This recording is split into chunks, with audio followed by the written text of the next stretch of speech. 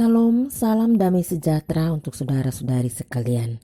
Firman Tuhan yang akan menjadi renungan kita terambil dari Matius 8 ayat 1 sampai 4. Yesus menyembuhkan orang kusta. Saudara-saudari yang terkasih dalam Tuhan, dalam kehidupan masyarakat di zaman Yesus, penyakit kusta sangat sulit untuk disembuhkan.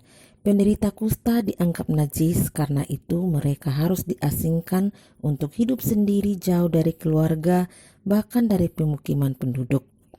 Orang-orang menganggap kusta sebagai penyakit akibat dosa. Karena itu kita bisa membayangkan bagaimana si kusta menderita fisik maupun mengalami tekanan batin yang luar biasa. Penderita kusta dapat menjadi gambaran dari orang-orang yang sedang menderita fisik maupun batinnya.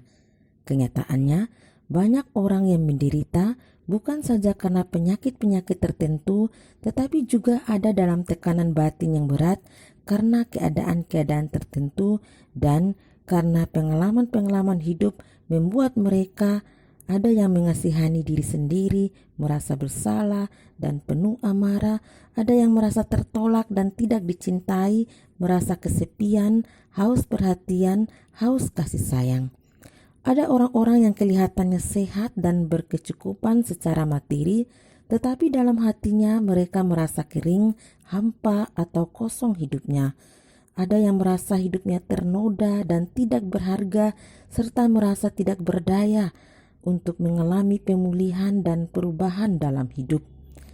Namun hari ini kita diingatkan, kita dikuatkan bahwa Tuhan Yesus sanggup dan mau menjamah, memulihkan dan mengubahkan hidup kita. Seburuk apapun keadaan kita dan apapun yang menyebabkan kita menderita dan tertekan, belajar dari si kusta yang dipulihkan Tuhan, bahwa ia punya iman yang sungguh-sungguh kepada Yesus. Ia percaya Yesus sanggup memulihkan dan mengubahkan hidupnya. Ia punya keberanian untuk datang pada Yesus.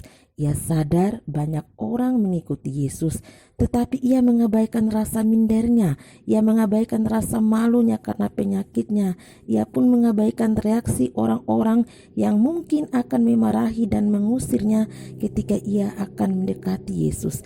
Saudaraku, banyak anak-anak Tuhan yang sulit mengalami pemulihan dan perubahan dalam hidup karena merasa minder dan malu dilihat orang ketika ingin berjumpa dengan Tuhan dalam kesempatan-kesempatan ibadah bersama saudara-saudari seiman. Saya baru kelihatan di persekutuan, nanti orang bilang apa? Reaksi mereka nanti seperti apa? Dan ada begitu banyak hal yang dipikirkan. Saudara, fokus pada Tuhan, jangan fokus pada sesama. Fokuslah pada apa yang kita harapkan Tuhan kerjakan dalam pergumulan kita, bukan fokus pada reaksi dan pendapat sesama tentang kita. Orang kusta itu sujud menyembah Yesus. Dalam Injil Markus 1 ayat 40 dikatakan ia berlutut. Dalam Lukas 5 ayat 12 dikatakan dia tersungkur dan memohon. Ini adalah tanda kerendahan hatinya yang bergantung pada belas kasih Tuhan, yang mengakui kelemahan dan keberdosaannya. Si kusta sungguh percaya Tuhan sanggup memulihkannya, namun ia juga berserah pada kehendak Yesus, pada keputusan Tuhan, hidup seperti apa yang akan dijalaninya. Ini nyata dari kata-kata si kusta, "Tuhan, jika Tuhan mau, Tuhan dapat mentahirkan aku." Saudara-saudariku, seperti si kusta, saat kita merasa sendiri, tak seorang pun memahami pergumulan kita. Ketika kita bergumul dengan penderitaan dan luka-luka batin, percayalah Tuhan Yesus sanggup memulihkan hidup kita.